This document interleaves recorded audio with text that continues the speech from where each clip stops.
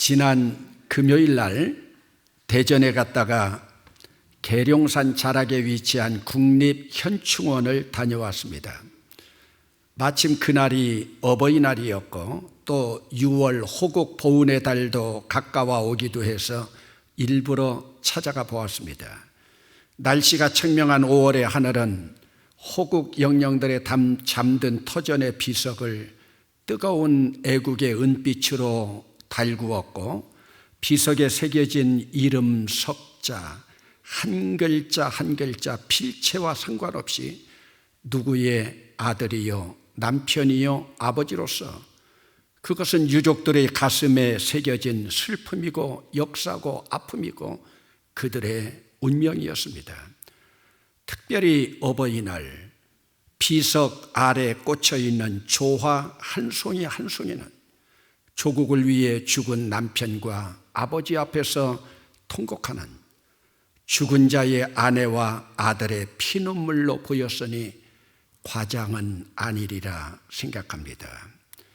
제가 현충원을 방문하던 그날 마침 어버이날이었기에 무슨 사연인지는 모르지만 중년쯤 되어 보이는 아들과 늙은 어머니가 떼약볕 아래서 묘소 앞에서 흐느끼는 모습을 목격했습니다. 무슨 사연이기에 이 찌는 듯한 초여름 날씨에 떼약볕 아래서 두 모자가 흐느끼고 있을까? 분명 그곳에는 중년이 된 아버지가 통곡하는 여인의 남편이 누워있는 것 같아 보였습니다. 저는 그곳을 지나면서 고인이 세상을 떠난 날짜를 확인해 보았습니다. 분명 묘소 앞에 앉아있는 중년의 아들은 유복자임에 틀림이 없었습니다.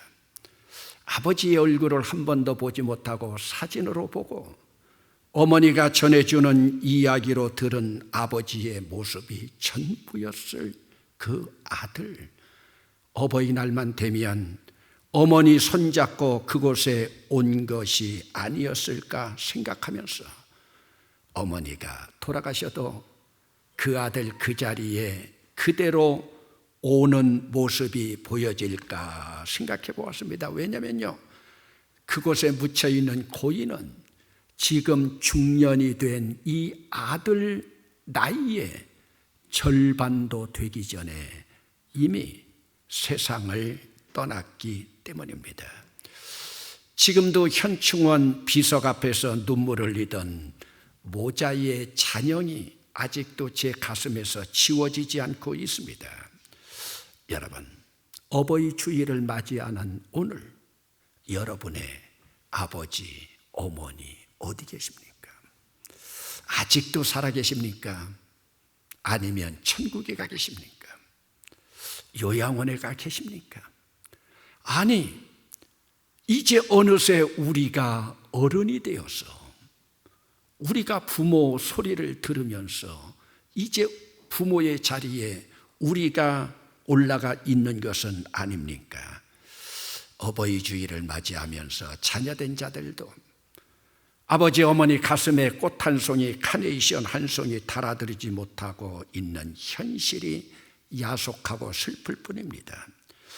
이번 코로나 사태로 가능하면 고향의 부모도 찾아뵙지 말고 요양원의 부모도 찾아뵙지 말고 전화로나 안부하라고 하니 얼마나 어처구니가 없는 현실입니까? 그러나 어찌하겠습니까? 오늘 부모된 자들은 우리가 부모된 자들로서 스스로 위로받고 또 자녀된 자들은 자녀된 자들로서 다시 한번 다짐을 하면서 세월의 야속함을 또 한번 뒤돌아봅니다. 여러분, 오늘 본문에 나타나 있는 이 그림, 성경 내용 가운데 우리가 잘 아는 그림 가운데 하나입니다. 비유적으로 두 아들을 두고 있는 아버지의 마음을 그린 이야기입니다. 맏아들은 아버지를 잘 공경했고 아버지를 한 번도 떠난 적이 없고 마을에서도 효자라고 소문난 맏아들입니다. 그러나 아버지께는 늘 집 나간 둘째 아들, 후레자식이라고 불려지는 둘째 아들 때문에 억장이 무너진 지 오래되었고 잠 못 이루고 고통을 겪고 있습니다. 둘째 아들, 아버지의 유산을 먼저 받아가지고 가출까지 해가지고 탕진하고 창녀들과 놀아나면서 자기 욕정만을 채우면서 살아가는 완전히 인간 이하의 삶을 영위하고 있는 상황입니다. 여러분, 왜 둘째 아들이 인간 이하의 삶을 산다고 할 수 있겠습니까? 양손에 돈이 두둑하게 있을 때에는 많은 친구들 찾아오고 많은 여인들 찾아오다가 이제는 빈털터리가 되고 나니 다 떠나가 버리고 무전 취식한다고 해도 의지할 곳 하나 없으니 인간 이하의 삶이 아니겠습니까? 그러다가 마지막에는 입에 풀칠하기도 어려워서 여러분, 짐승이 살고 있는 돼지막에 가가지고 돼지 쥐염 열매로 배를 채우고 있습니다. 인간으로서는 완전히 밑바닥까지 간 인생이 아니겠습니까? 여러분, 뿌린 대로 거둔다고 했던가요? 사필 귀정이라고 했던가요? 이 아들에 대해서는 동정할 가치도 불쌍한 마음도 들지 않습니다. 동네에서는 이미 폐륜하라고 후레자식이라고 탕하라고 소문이 나 있었습니다. 그러니 이 둘째 아들도 그 마을로 들어오지도 못하고 있습니다. 이제 돌아갈 곳이 없습니다. 여러분, 인간으로 태어나서 인간으로 살아가면서 돌아갈 곳이 없다고 하는 사실, 돌아갈 곳이 없는 사람처럼 불쌍한 사람은 없습니다. 사실 이 둘째 아들도 돌아갈 곳은 있습니다. 그러나 염치가 없습니다. 인간이 기본적으로 넘지 말아야 할 선이 있는데 이 아들은 그 선을 넘었어도 너무나 멀리 넘어버렸습니다. 되돌리기에는 때가 이미 늦었습니다. 사실 이 아들에게도 든든한 기둥은 있었습니다. 이 둘째 아들에게는 형도 있었고 어머니도 있었고 아버지도 있었습니다. 그들이 바로 누굽니까? 가족들 아니겠습니까? 그러나 이 아들, 자기가 저지른 잘못 있기에 가족에게로 돌아갈 염치가 없습니다. 과거에는 부모가 이 아들을 받쳐주는 든든한 기둥이었습니다. 그러나 지금은 아닙니다. 그도 그럴 수밖에 없는 것이, 이 아들이 지금 무슨 낯으로 부모의 얼굴을 볼 수가 있을까요? 그런데 여러분, 이것이 이 둘째 아들에게 큰 착각이었습니다. 여러분, 그 집에는 이 아들이 나간 이후로, 후레자식으로 불려지는 이 아들이 나간 이후로 언제나 마을의 고목이 된 느티나무 아래는 집 나간 아들을 기다리고 있는 아버지가 있었습니다. 이 아버지는 비가 오나 눈이 오나 바람이 부나 낮이나 밤이나 언제나 그곳에 서 있었습니다.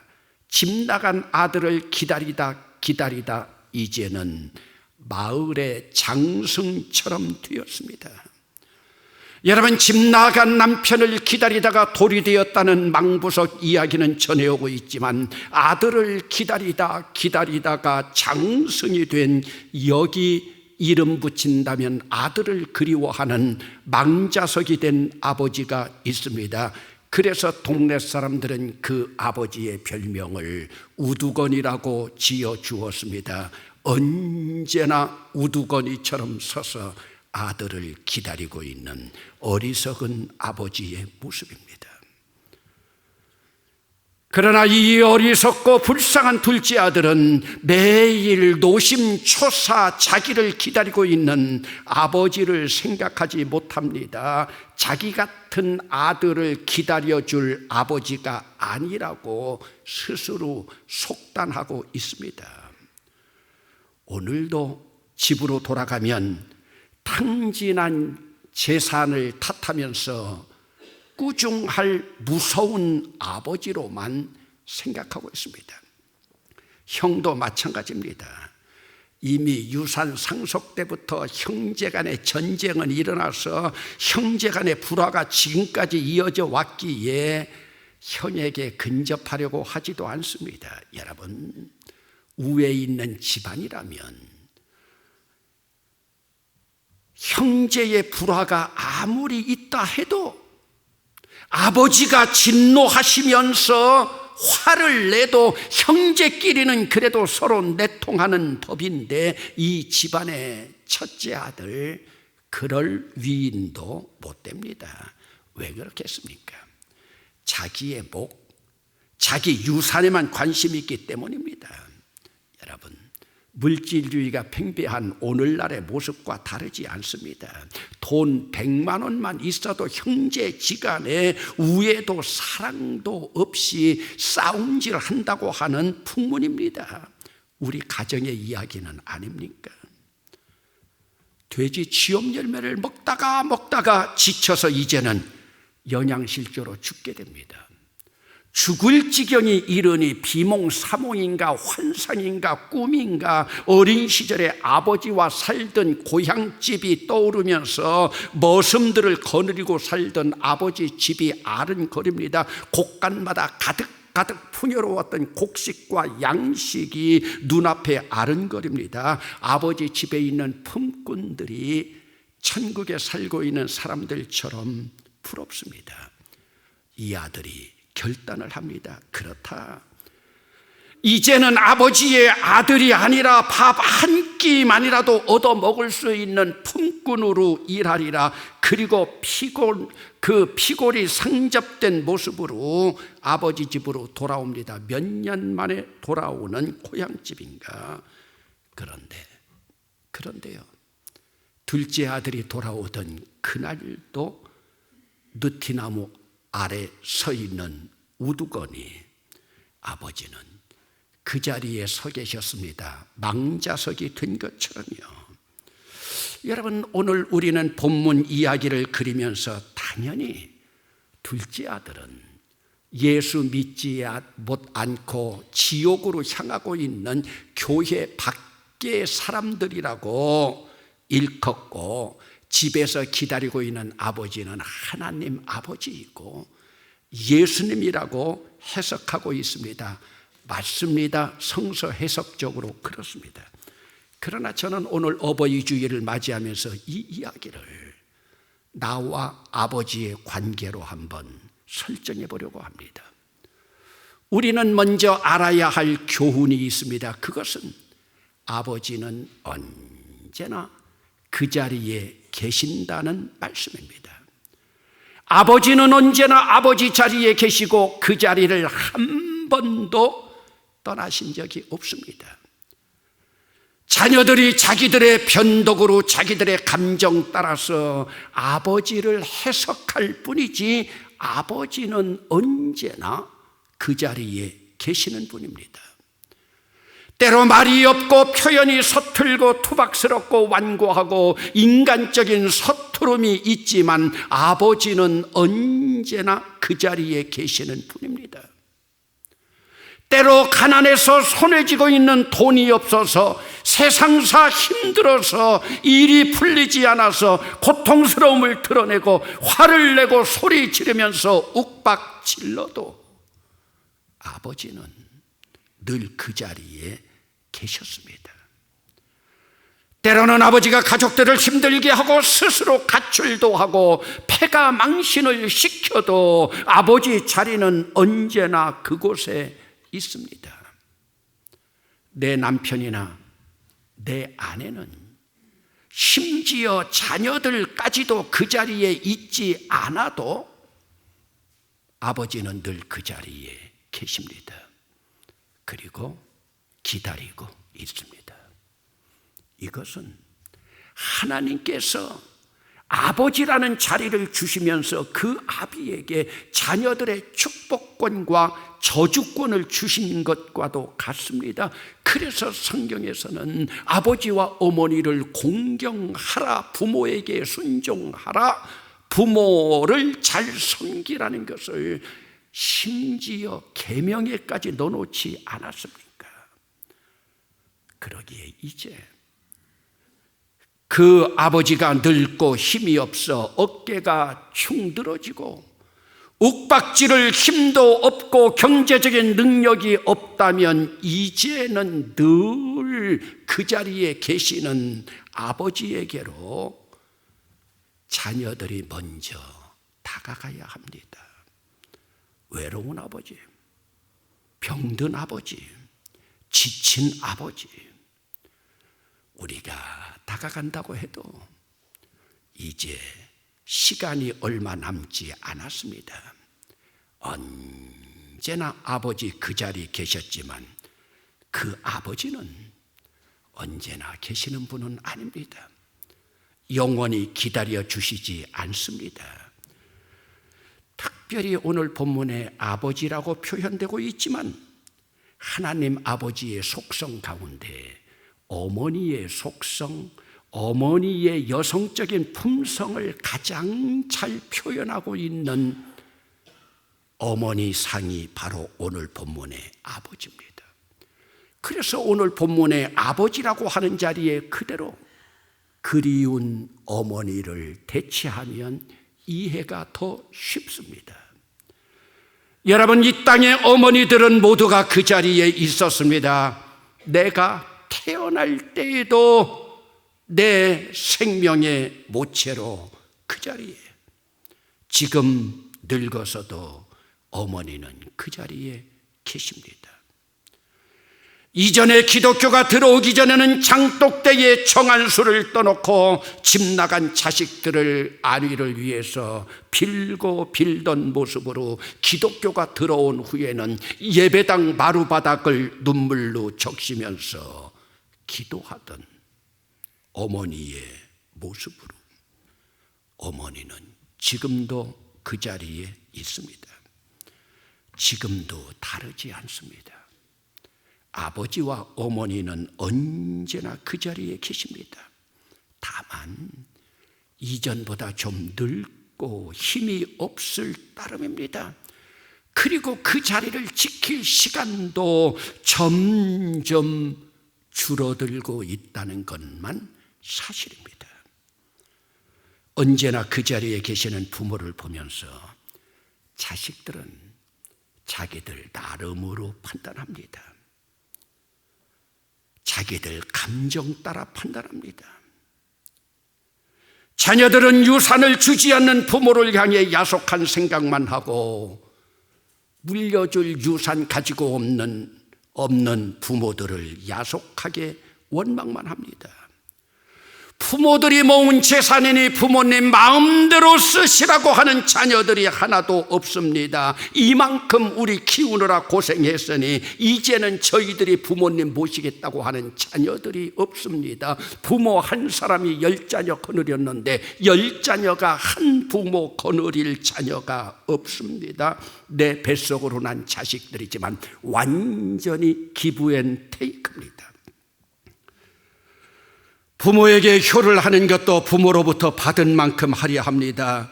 자녀들이 어렸을 때 진자리 마른 자리 가른 것을 모릅니다. 자녀들이 부모들로부터 받은 것만큼만 한다 해도 자녀들은 이미 기억하지 못하던 시절에 다 받은 줄을 모릅니다. 어리석게도 그런 기억은 또 하지 않으려고 합니다. 그러니 이 세대, 불효의 세대가 되었습니다.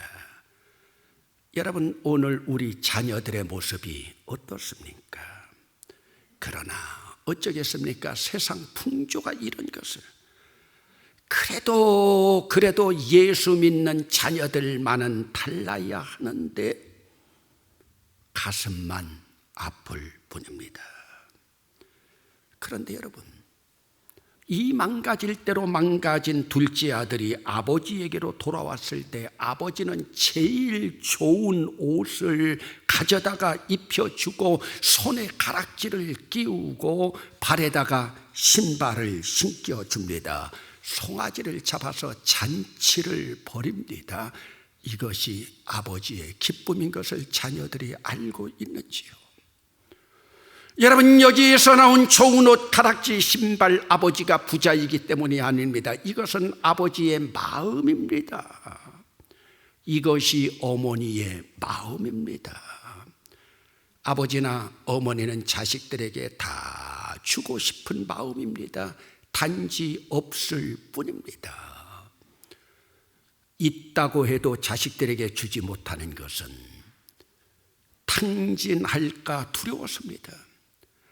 그리고 사실 어머니, 아버지는 이미 자식들에게 다 주었습니다. 그 마음을 자식들이 모르고 있을 뿐입니다. 이런 마음을 가지고 오늘도 그 자리에 계시는 아버지, 어머니와 갈등을 가지고 있는 자녀들이 있는가? 언제나 내 생전에 그 자리에 계시던 부모들과 지금도 금이 나 있습니까?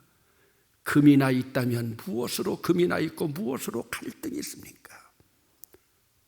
부모와 자식 간에는 갈등이 있을 수가 없습니다.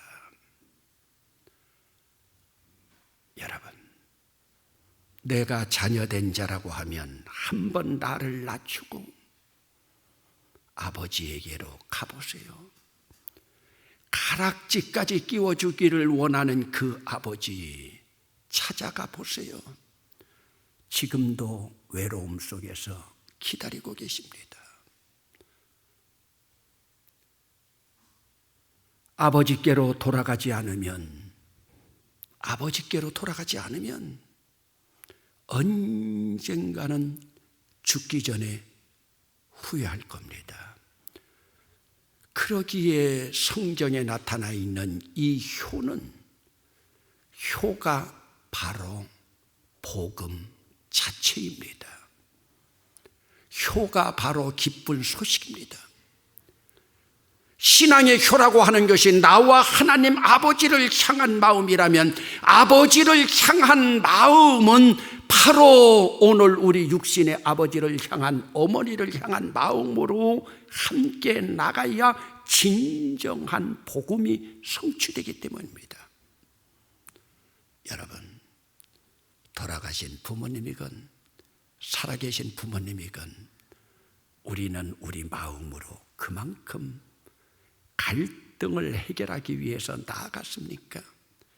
아니면 이미 부모님 돌아가셨기 때문에 어버이날만 돌아오면 가슴만 치면서 눈물 흘리고 있습니까?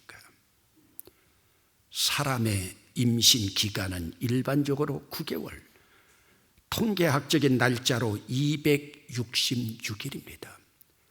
고등 포유류의 임신 기간이 일반적으로 18개월, 가장 긴 임신 기간이 코끼리 24개월입니다.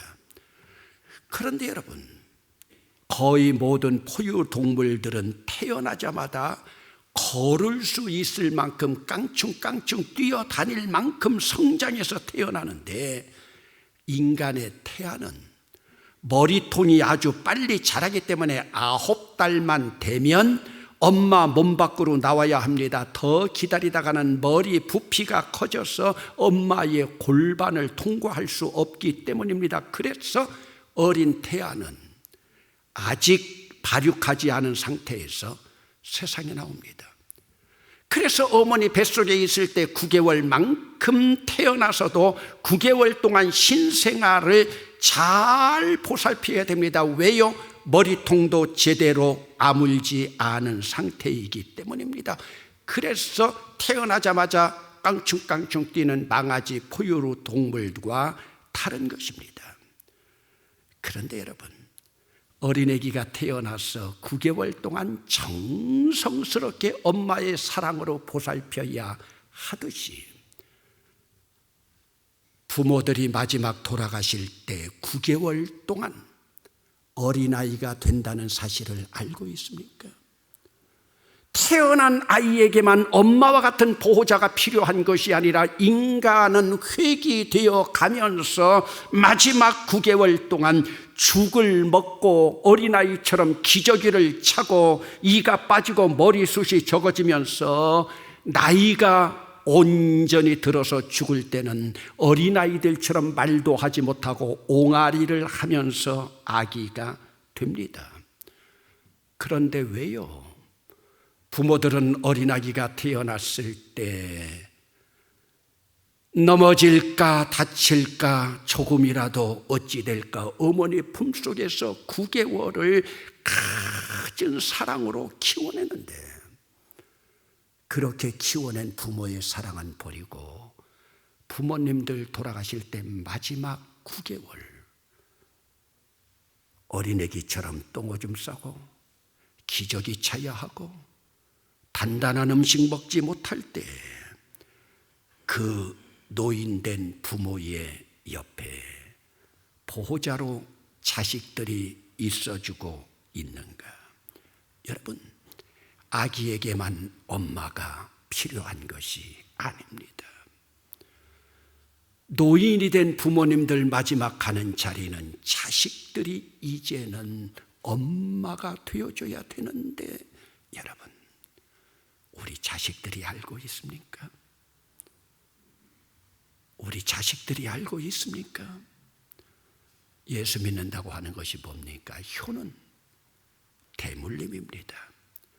오늘 말씀 때문에 억울해하지도 말고 나는 돌아가신 내 부모님들에게 어찌해 드렸는가 돌아보며 어버이날을 맞으면서 스스로 위안 삼고 스스로 위로받고 우리의 삶이 그리스도 안에서 풍요로운 삶이 되기를 주의 이름으로 축원합니다.